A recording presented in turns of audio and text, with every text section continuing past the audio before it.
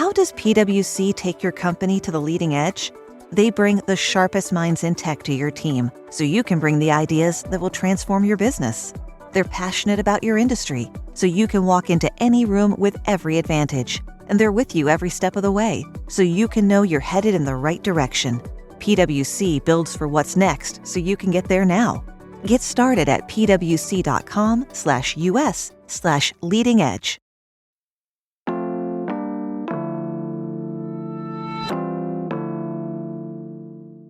Today on CityCast Pittsburgh, our town just went through a really bad storm.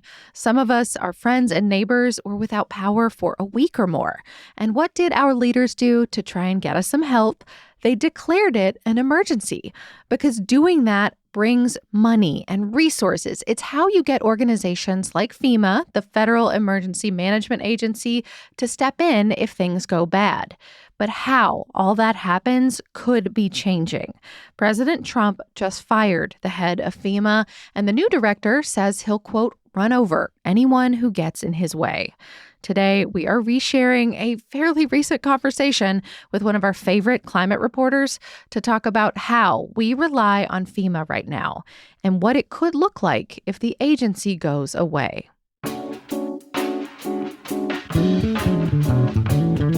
It's Monday, May 12th. I'm Megan Harris, and here's what Pittsburgh's talking about.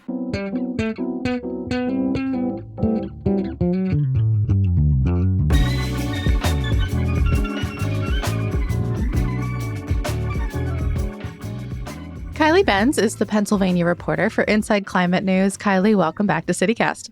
Thank you so much for having me. I'm really thrilled to be here.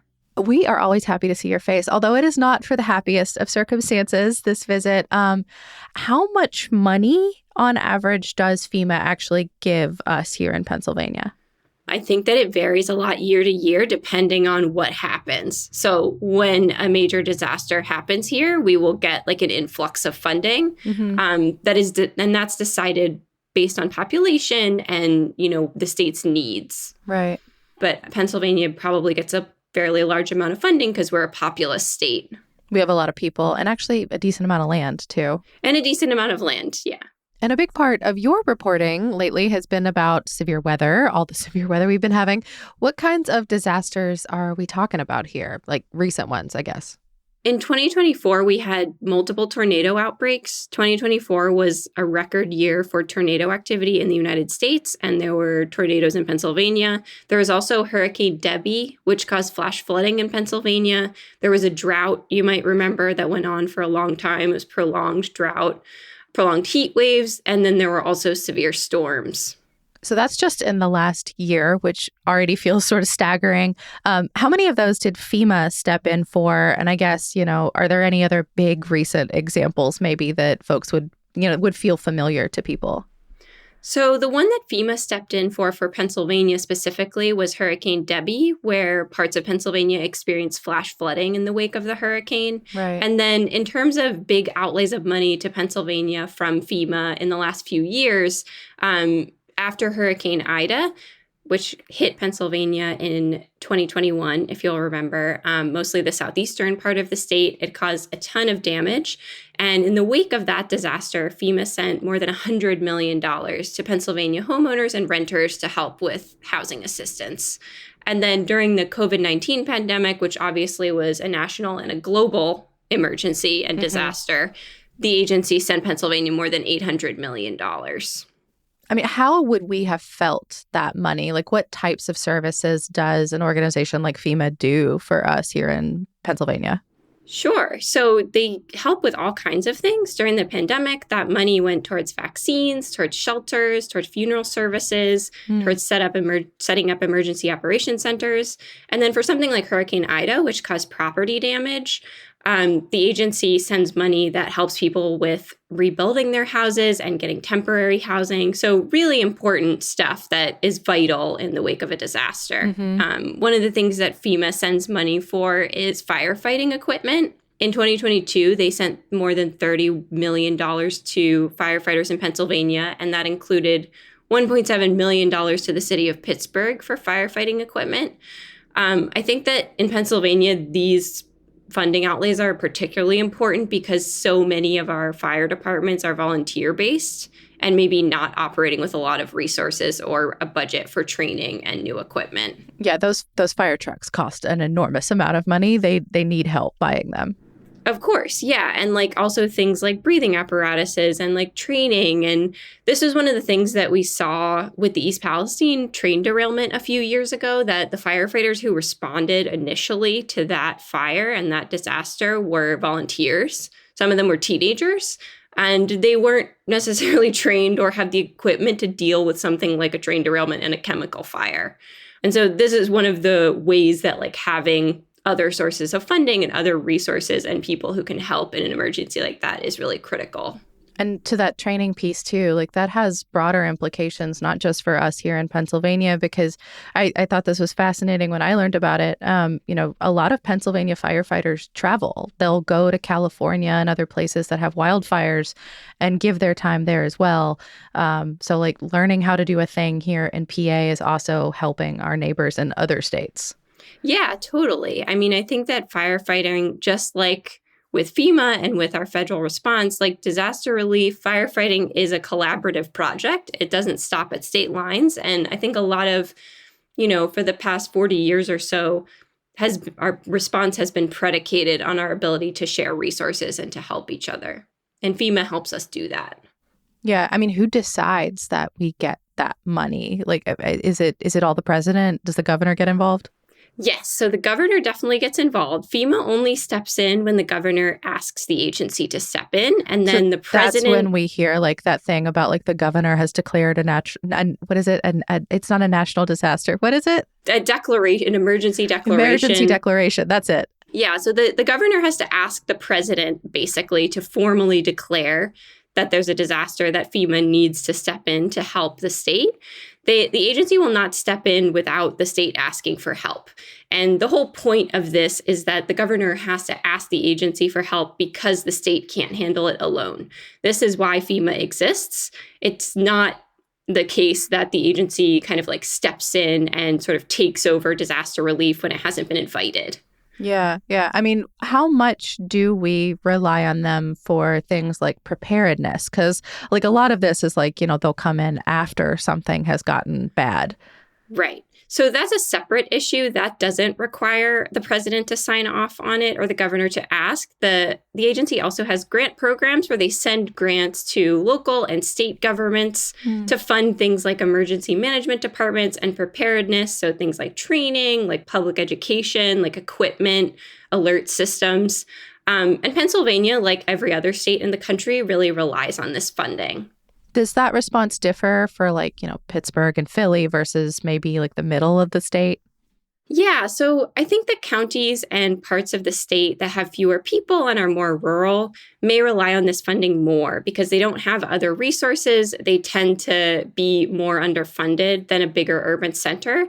And so without this funding, they would really struggle to staff and fund their emergency management departments. So what are you hearing from folks, with the threats that something like an organization like this that, I guess steps in on both ends of a natural disaster, like the preparedness piece, but also the response? What happens to all of us if it just goes away? So there's a lot of concern from experts who work in emergency management and study disaster relief and the effects. FEMA is already understaffed. And so cuts to the agency and to the funding and then the threats to completely dismantle or get rid of the agency are really making people fearful about what will happen when the next disaster comes, particularly because climate change is making severe weather more frequent and more common and more extreme. Our ability to recover, not just in Pennsylvania, but nationwide, is really compromised. And we need all of the help that we can get. I don't think that there's any state that can handle what's coming because of climate change on its own.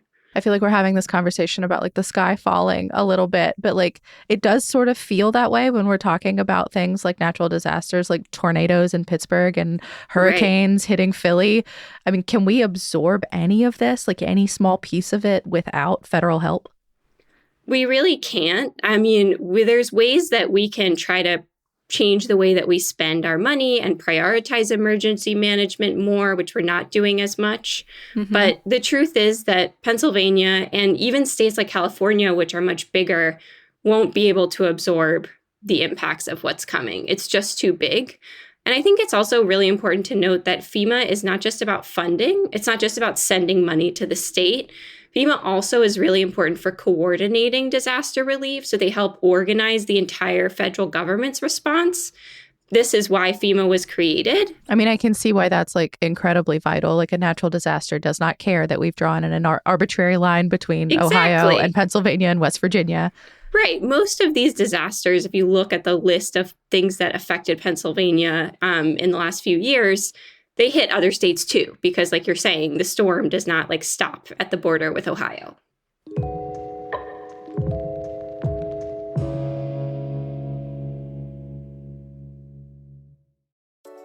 Today's episode is supported by ACTA.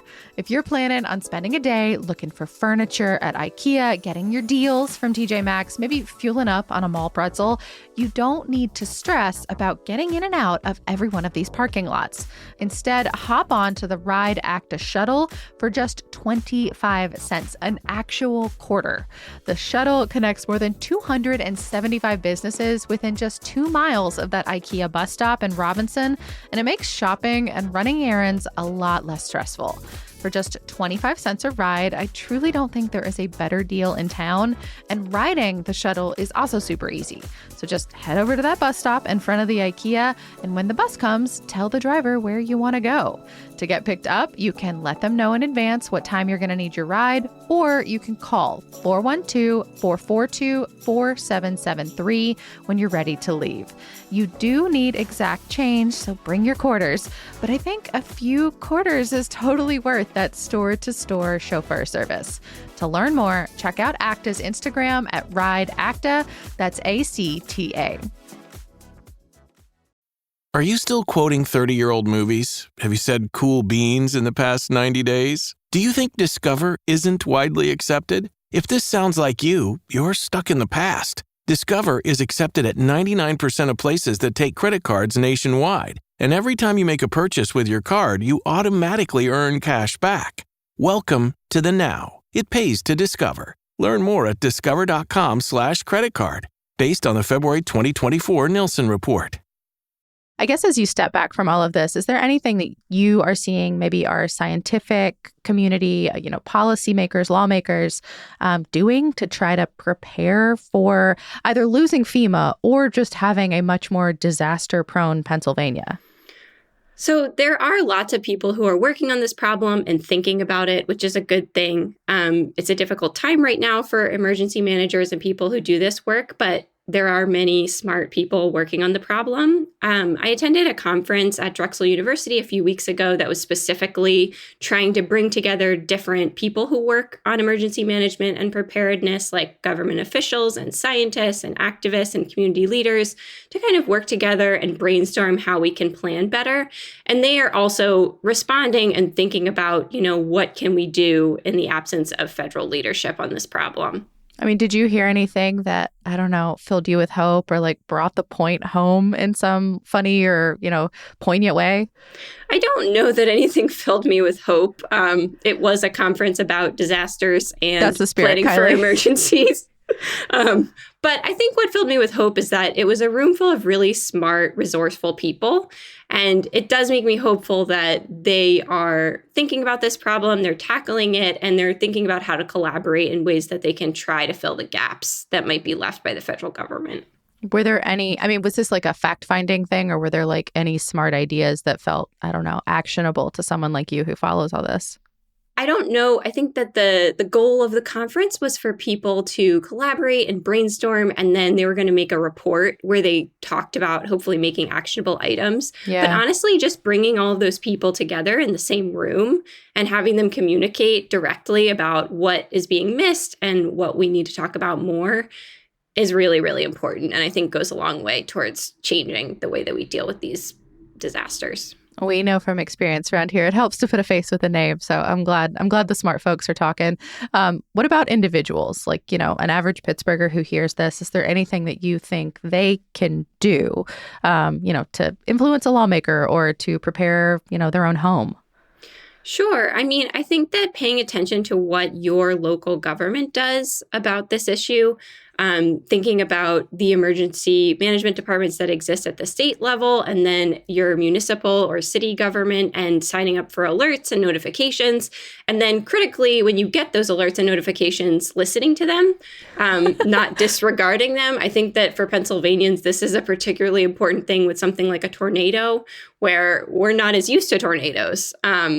It's just not, it's more unfamiliar to us than, say, in Oklahoma. And so I think some people in the state have a tendency to be like, oh, well, there's a tornado warning. It's not going to affect me. I won't take it that seriously. Yeah, there's not the muscle memory here for what it means to shelter for that. Exactly. Yeah. Learn the difference between a watch and a warning, and pay attention to what the warning says. If it says to shelter in place, then shelter in place. Yeah. Warning, by the way, for those listening, means that one has been spotted in your area. So yes, please do it's pay much attention. more serious. A watch is more just be on alert, pay attention. The conditions are right for it, not that it's actually happening. Grew up in Tornado Alley myself, so I know this one to my core. Well, what do you think is going to happen? I feel like we're all living in this space right now where we're hearing a lot of threats. The government's trying to, quote unquote, find efficiencies. These organizations are being told that they may or may not exist in a matter of weeks or months. Do you think that this will actually happen, that, FEMA will just cease to be? It seems certain that there will be changes at FEMA, but we don't know what they will be yet. I think in the last week, the Trump administration fired more than 200 probationary employees at FEMA. Which means that they were somewhat new to their role. Right. So they had been there for less than a year. And the agency was also directed to make a list of other employees to get rid of, and they were told to specifically target anyone who was working on climate, on environmental justice, or on diversity issues. So keep in mind, as we mentioned before, that FEMA is already understaffed. And so losing these people is really bad. I think that it's one of those things where we might not see an effect immediately of these cuts, but the next time there is a major disaster, we will feel it. Trump has also said that he wants FEMA to go away, and he wants funding to go directly to the state and have the state spend funding. He said, "I'd like to see the states take care of disasters," quote. He also signed an executive order that created a council to assess FEMA and potentially overhaul the agency, but it's not clear what might come of that. Do we have any sense of a timeline for any of this? So I believe that the council is supposed to return with a report within 180 days. So I might, sort of expect to see maybe some update in that time frame. And, it's possible that they'll continue to eliminate and get rid of employees over that time, too. Well, while we've got you, Kylie, are there any other maybe potential Trump policy changes that you're watching, maybe relevant to here in Pittsburgh and Pennsylvania? Sure. I mean, and relevant to this issue, too, to severe weather and natural disasters, the Trump administration has really prioritized increasing fossil fuel production, right. Which is very relevant to Western Pennsylvania because it's a center of natural gas production, but also because the more greenhouse gases that we release into the atmosphere and the less we do to combat climate change, the more this is going to be a problem. Pennsylvania experienced the same number of severe weather disasters that were over $1 billion in 2024 that it did in the entire decade of the 1980s. And so this is a problem that is accelerating. And the Trump administration, in addition to wanting to increase fossil fuel production, they've also targeted anything, funds, programs, departments that are working on climate change. And so those two things together is a recipe for accelerating climate change. And that is also a recipe for increasing these severe weather events. And we also have a governor, of course, that has said many times that he believes in the all of the above energy policy, which, includes climate change, but it also allows for a lot of these changes to fossil fuels. Right. So one of the things that I think is interesting about Trump's executive order on energy called Unleashing American Energy, is that he talks a lot about how we're going to increase production and, there will be no ceiling, basically. But in Pennsylvania, we are kind of topping out already. Natural gas production in Pennsylvania hit record highs during the Biden years, even higher. We make so much of it. There's not enough people to buy it as it is. Right, exactly. We are making there's not a lack of natural gas being produced in Pennsylvania. So this question about unleashing American energy, it's unclear what that really will mean in the context of Pennsylvania. Well, Kylie, we will stay focused on your excellent work. Thank you, as always, for just keeping an eye on all of this stuff and explaining it to us, too. Of course. Thank you so much for having me. That is all for today here on CityCast Pittsburgh. One extra note about that shakeup last week to FEMA. The acting administrator who got fired, he was himself a Trump appointee. And the day prior, he had told a House committee that it isn't in the public interest to eliminate the agency, which is out of line with the president.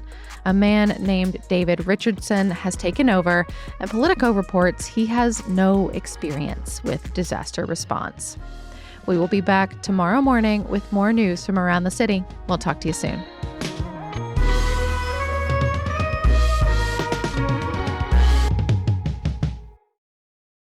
Does energy need to be unleashed? I don't know. It's not a dragon. I mean, in Pennsylvania, there's no evidence that we're not already unleashing it.